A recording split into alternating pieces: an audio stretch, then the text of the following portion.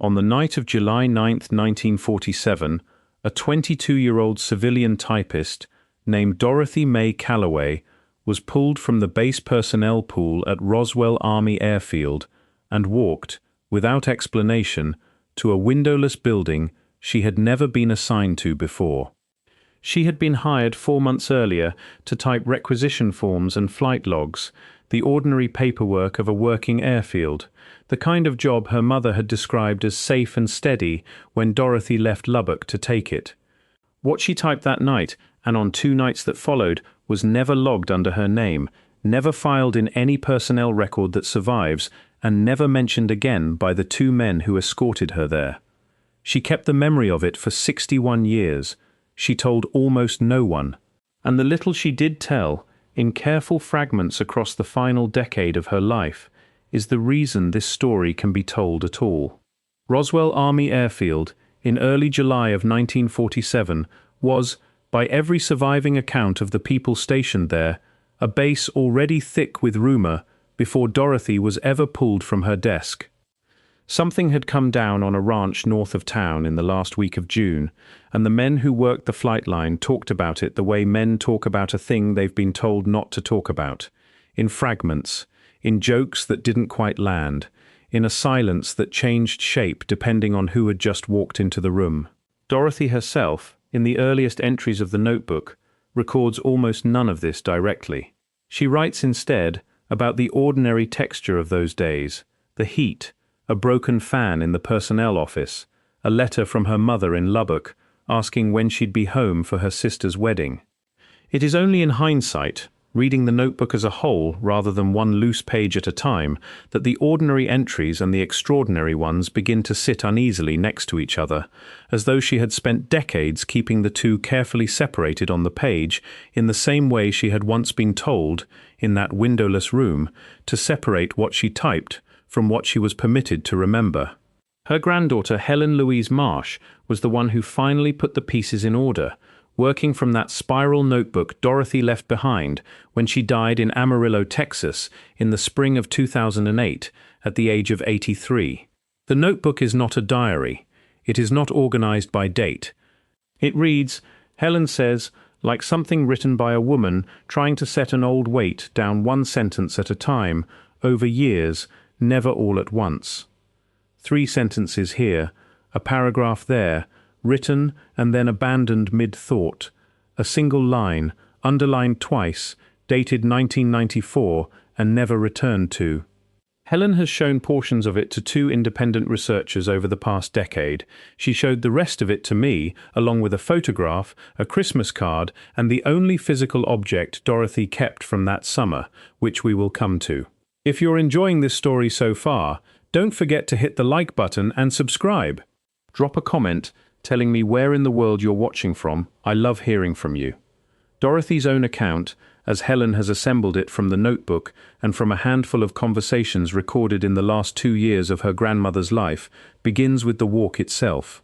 She was collected after dark by a lieutenant she did not recognize, and a second man in civilian clothes, who never gave a name and never removed his hat indoors, a detail she mentioned more than once, as though it had struck her at the time as a small, specific wrongness she could not otherwise articulate. They crossed the base on foot, past the hangar line, past a checkpoint she had not known existed in 4 months of walking that same stretch of tarmac most mornings.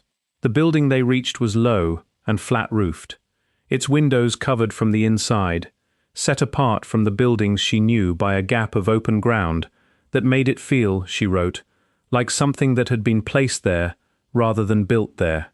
Inside, there was a folding table, 2 chairs, a typewriter already set up and waiting for her, and a smell she described only once, near the end of her life, as metal and rain, though there had been no rain in Roswell in 11 days. A single bare bulb hung above the table, and the light it threw was thin and unsteady, so that the edges of the room stayed dim no matter how long her eyes adjusted. She was told to type exactly what she heard, word for word, to ask no questions, and to leave everything on the table when she finished. She was not told what she was transcribing. She was not told who else was in the room.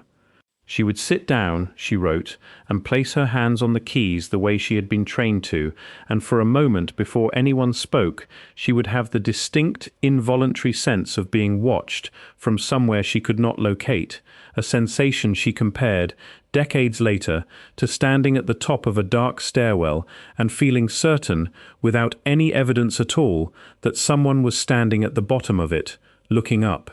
What she heard, across 3 sessions on 3 consecutive nights, was a series of questions read aloud by the lieutenant from index cards, each followed by a pause, each pause followed by a response relayed to her in flat procedural English by the civilian, who she came to understand was not translating a language so much as narrating an impression, the way a person might describe a photograph to someone who could not see it.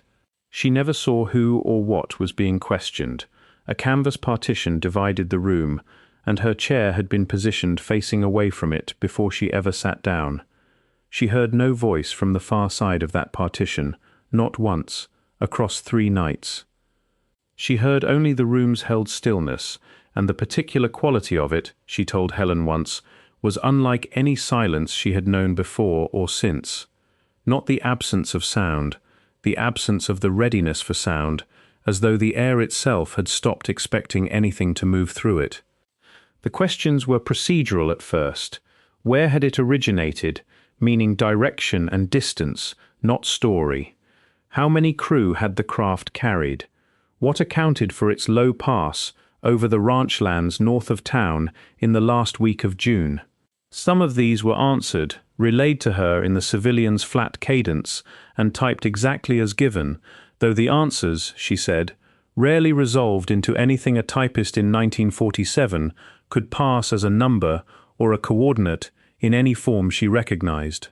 But 3 questions, repeated with only slight variation across all 3 nights, were never answered at all, and she remembered them precisely, she told Helen, because they were the only sentences in the entire transcript, followed by nothing.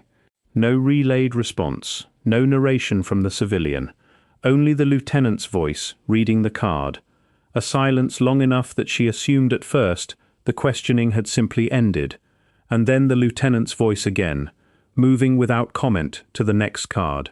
The first question, present in some form on all 3 nights, asked for an exact point of origin, not a general direction but a fixed coordinate, the kind of figure the officers plainly wanted and never received.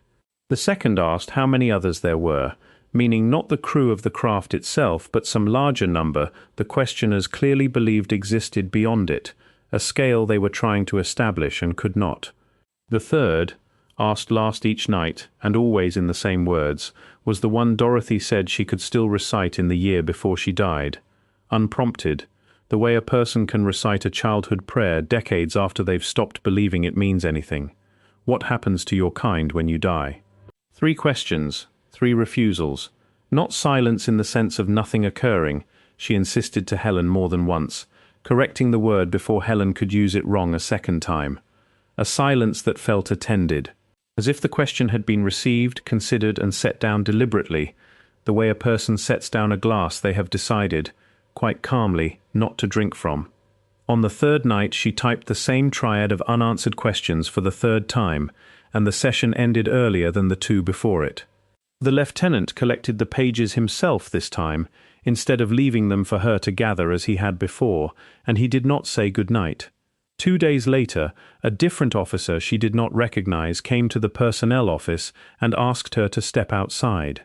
He told her, without raising his voice, and without threatening her in any way she could later describe as a threat, that the sessions she had typed had not occurred, that no such sessions existed in any form, and that her own memory of them, should she find it persisting, would be doing her a disservice to trust. He asked for her carbon copies. She had made none. She had been told not to on the 1st night, and she had not disobeyed that instruction once, in 3 sessions. He asked for the typewriter ribbon, which she still had, still threaded in the machine at her regular desk, and which by ordinary regulation should have remained logged and stored, rather than carried out of a secured room by a stenographer, with no clearance to remove it. He took it anyway. He thanked her. He told her a personnel transfer would be arranged within the week, for her own benefit, to a post with better long-term prospects for a young woman with her particular skills. It was not phrased as a punishment. It did not need to be. Her personnel file, the portion of it that survives on microfilm at the National Personnel Records Center, shows a transfer to Kelly Field in Texas, dated July 21, 1947, 12 days after the first session. The stated reason is administrative reassignment, a category broad enough to explain nothing at all. There is no record in that file of 3 nights spent in any building outside her regular assignment. There is no record of the building itself. Her timesheets for the relevant 2 weeks are missing from an otherwise unbroken run of records stretching from April to October of that year. Missing rather than blank, the gap sitting inside a continuous sequence as cleanly as a page removed close to its own spine. If you're hooked on this story, make sure to subscribe and turn on notifications so you never miss an upload. Your support means everything and helps me bring you more emotional stories like this one. She left federal civilian service entirely in the spring of 1948, less than a year after the transfer, and according to Helen, never worked as a typist again for the remainder of her life, despite it being, by every account from people who knew her, the thing she had genuinely been good at. She sold insurance policies out of a storefront office in Amarillo for the next 30 years instead. She kept no typewriter in her home, not once, across 6 decades, in an era when nearly every household with a working woman in it kept one within easy reach. Helen did not understand this until she finally read the notebook straight through after the funeral. Her grandmother had not simply stopped typing at some point in 1948. She had refused the object itself, permanently, and had apparently never once explained why to anyone who asked.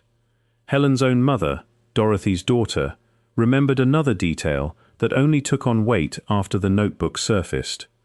For as long as she could recall growing up in that house in Amarillo, her mother had been unable to sleep past a certain hour, somewhere close to 2 in the morning, and would be found sitting at the kitchen table when anyone woke to check on her, not reading, not doing anything in particular, simply sitting with the light off and her hands folded in front of her. She never called it insomnia and never sought treatment for it.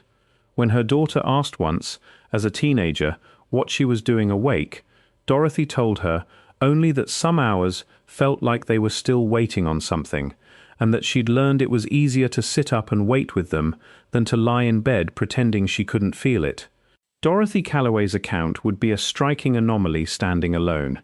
It becomes something else entirely set beside 2 other accounts, geographically separate, professionally unconnected, that describe the same specific triad of refused questions in language close enough to be difficult to sit with. In 1979, a former Army stenographer named Ruth Okafor Bell, then in her late 50s and living outside Sacramento, gave a limited interview to a small regional research newsletter with a circulation of perhaps 400 copies, describing 3 sessions she had typed in 1947 at Muroc Army Air Field in California, working from dictated questions and narrated responses in a format she said matched nothing else in her long civilian career. She described a coordinate question that was never answered across any of the 3 sessions she worked. She described a second question about numbers, about how many, that produced the same attended stillness Dorothy would later describe to her granddaughter, though neither woman ever learned of the other's account. Bell's interview was never widely indexed or reprinted, and Dorothy's notebook was not begun until years after Bell's death in 1991. Bell used a phrase in that 1979 interview that appears nowhere in Dorothy's notebook and yet describes an identical sensation. She said the silence following certain questions felt like watching someone decide, in real time, not to answer, rather than simply being unable to. The third account comes from a translator rather than a stenographer, a man named Everett Kowalczyk, who worked at Wright-Patterson Air Force Base in the early 1950s on material he described only in the vaguest terms to his son before his death in 1988.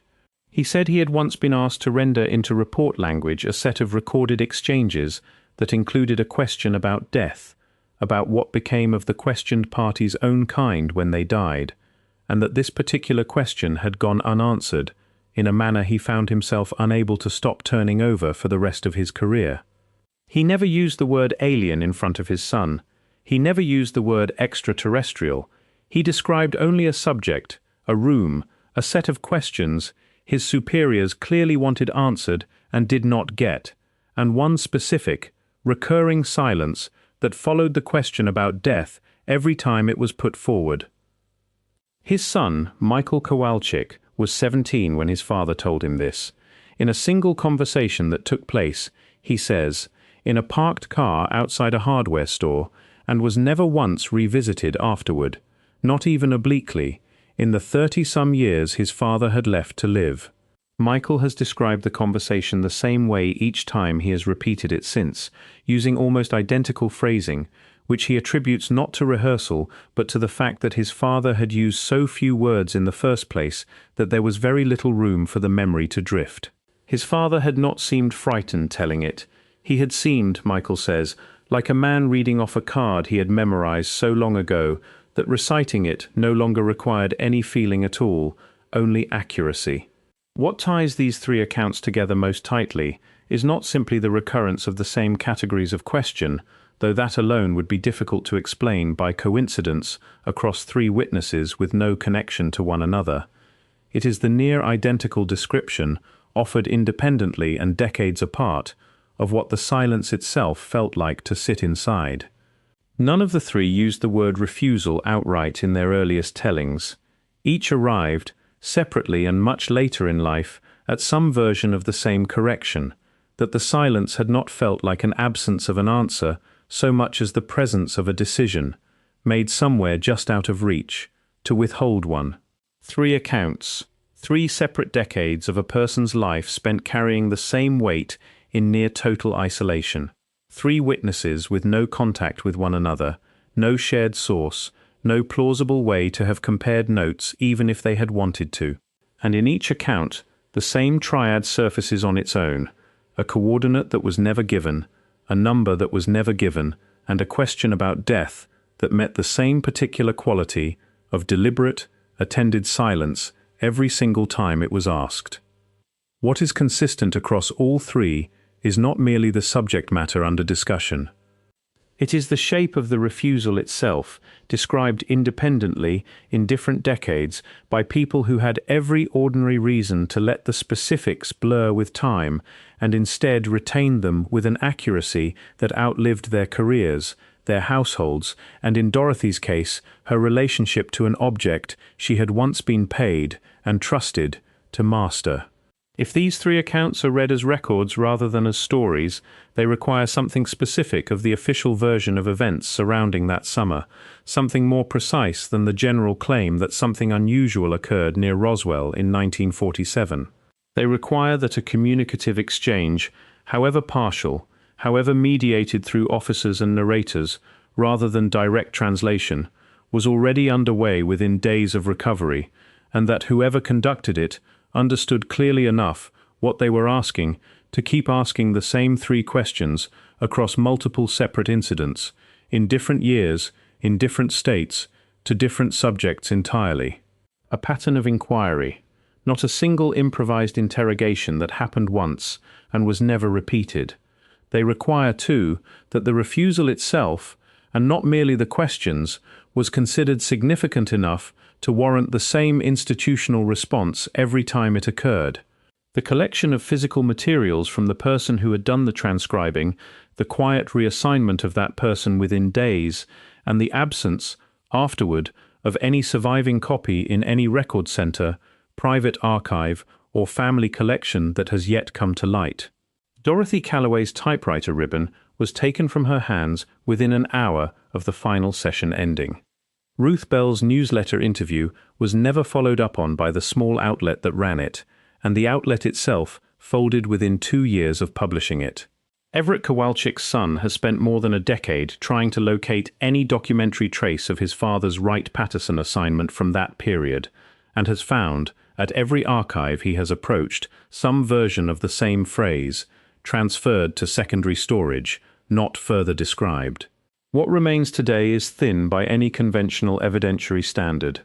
A notebook filled unevenly over 14 years by a woman who refused, for the rest of her working life, to sit down at a typewriter again. A newsletter interview from 1979, 4 paragraphs long, filed in a box of similar newsletters in a private collection outside Fresno. A son's decade of unanswered records requests. None of it would hold up as proof, in the way that word is normally used in a courtroom or a peer-reviewed journal. But proof was never really the thing these 3 people were left holding.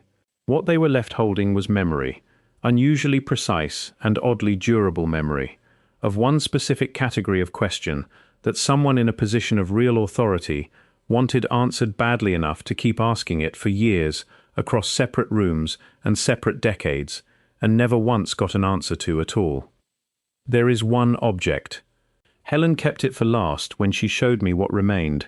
Not a page from the transcript, none of which survived in Dorothy's possession, but a single black ribbon spool, the make and model discontinued since the early 1950s, still faintly inked, wrapped in a handkerchief and kept at the back of a dresser drawer for 61 years. Dorothy never explained, even to Helen, how she came to keep it when the officer who visited her 2 days after the 3rd session had specifically asked for the ribbon and, according to her own account, had taken one. Helen's theory, offered carefully and without insistence, is that there had been 2 ribbons in that typewriter across 3 nights of use, and that somewhere in the handling of pages and the collecting of materials, one spool was simply missed. A small, ordinary human error, the kind of gap that a much larger and more careful operation can still, occasionally, leave behind. Dorothy Mae Calloway died in a hospital room in Amarillo in the late spring of 2008, and according to Helen, who was there through the final afternoon, she spent part of her last lucid hours reciting, quietly and without apparent distress, the same 3 questions she had typed 61 years earlier, in the same order, in the same words, as though reading them once more off cards she could no longer see in front of her. Where do you fix your point of origin? How many others? What happens to your kind when you die? Then she said, according to Helen, that she had spent a lifetime wondering whether the silence that followed each one had been a refusal at all, or whether it had simply been the sound of a question the room itself was never equipped to hold an answer to.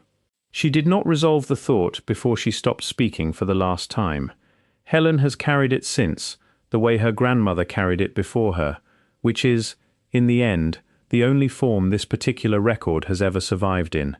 Not a file, not a transcript. One person after another, across 3 separate lives that never touched, deciding, on their own, to keep it. Thank you so much for watching until the end. If you loved this story, check out the other videos on your screen now. I think you'll really enjoy them. And don't forget to subscribe if you haven't already. See you in the next story.